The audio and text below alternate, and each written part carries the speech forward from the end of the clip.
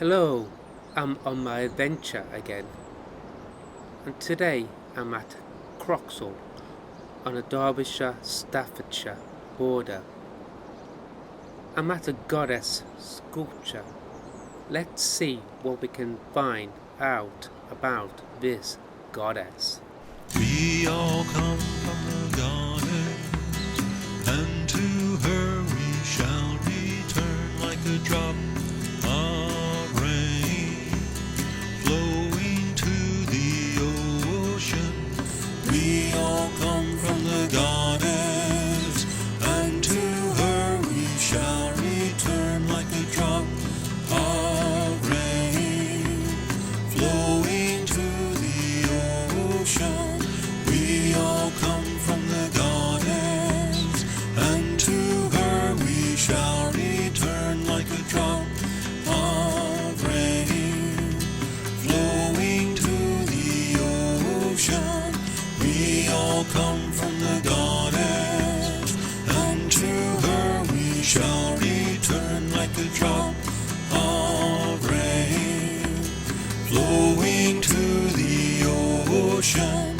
We all come from the goddess, and to her we shall return like a drop of rain flowing to the ocean. We all come from the goddess, and to her we shall return like a drop of rain flowing to the ocean. Isis, Astarte, Diana, Hecate, Demeter, Kali, Inanna, Nephthys, Artemis, Hera, Jiva, Bastet, Sekhmet, Masinana. We all come from the Horn One, and to him we shall return like a spark of fire rising to the heavens. Hoof and horn, all that die shall be reborn. Corn and grain, all that fall shall rise again. Odin, Caranus, Anubis, Osiris, Apollo, Shiva, Tubal, Cain, Horus, Baphomet, Hermes, Loki, Dada, Ura, and Herm. The goddess sculpture was created by two Staffordshire artists, Miranda Wakeman and Gerard Lloyd. It represents the three-headed goddess. The sculpture stands on a confluence of three rivers, the Trent, Tame, and the Mease. Where two rivers meet, we can feel in our feet a rush of pulsating power. Where three rivers meet, that power intensifies. There are lots of stories and legends surrounding crossroads and cross paths. Folklore about Teutonic divinities of death, as well as fairies, elves, dwarves, demons and witches, and ghosts of all sorts. Crossroads was a place where charms were placed. It's the same for rivers.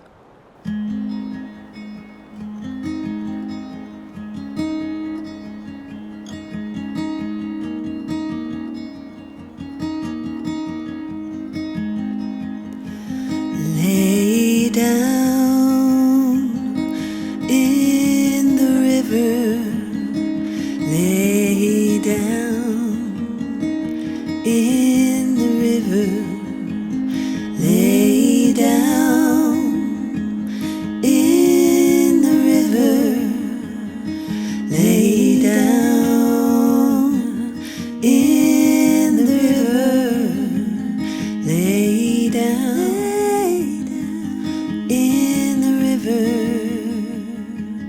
lay down in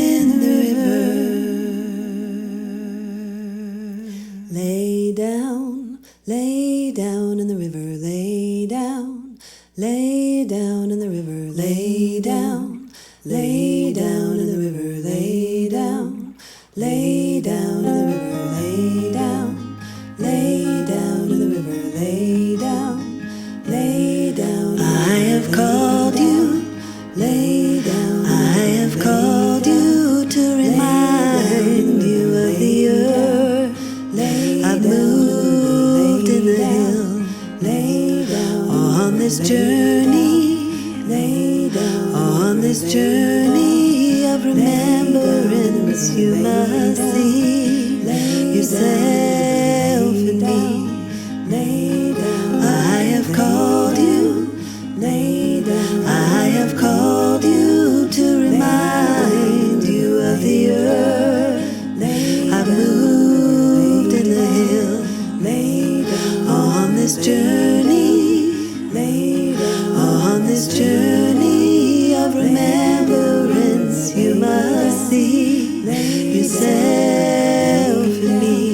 Lay down in the river, lay down, lay down in the river, lay down, lay down. I have called you, lay down. I have called you to remind you of the earth.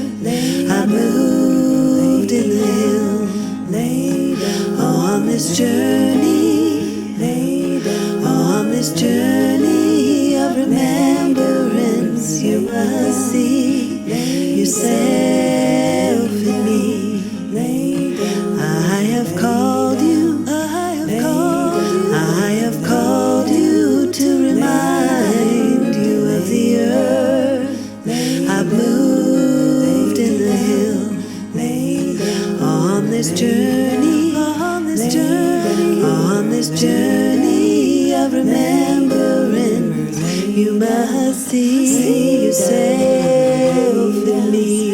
Lay down in the river, lay down, lay down in the river, lay down, lay down in the river, lay down, lay down in the river.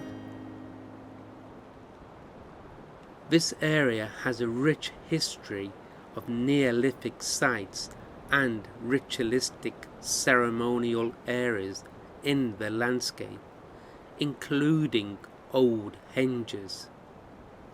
In the early 2000s, an archaeological team led by Professor Henry Chapman of the University of Birmingham unearthed an incredible series of finds at Catholme, just a few miles from this site.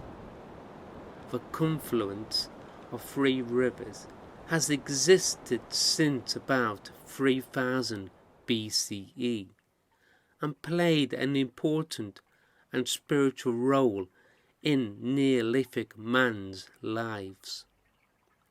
Although nothing is visible above ground, the earth and the river hold the fabric of a ceremonial complex and the spirit of the place. It is well established that the prehistoric peoples of Britain believed that rivers represented the feminine divine, and that each river had its own goddess, or the river was a manifestation of the goddess herself. The river Trent is believed to be represented by a Pacific earth being or goddess. Work by entomologists over the years reveals that the goddess name was Trisentona, shortened over the millennia to Trent. Efforts in the past to understand the meaning of a name resulted in translations such as trespasser, flooding one, or more, the great feminine thoroughfare. Professor Andrew Breeze of the University of Navarra has recently identified a new meaning of the name. whilst acknowledging the river as a manifestation of the goddess, he offers a different conclusion for the meaning of her name. He breaks the word into 3 parts. Tri, which he translates as meaning very or great. It's related to the modern Welsh word dra, which has the same meaning.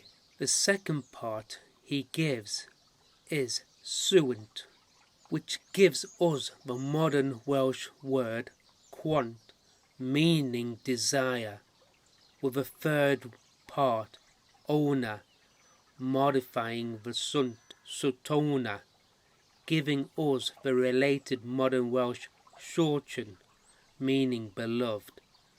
This results in the word Tristonia, which means something like the goddess of great desire, or perhaps better rendered in English as greatly beloved. With all this new information, I can safely assume that the sculpture was created in good faith and with respect to the triple goddess herself, Trisentona,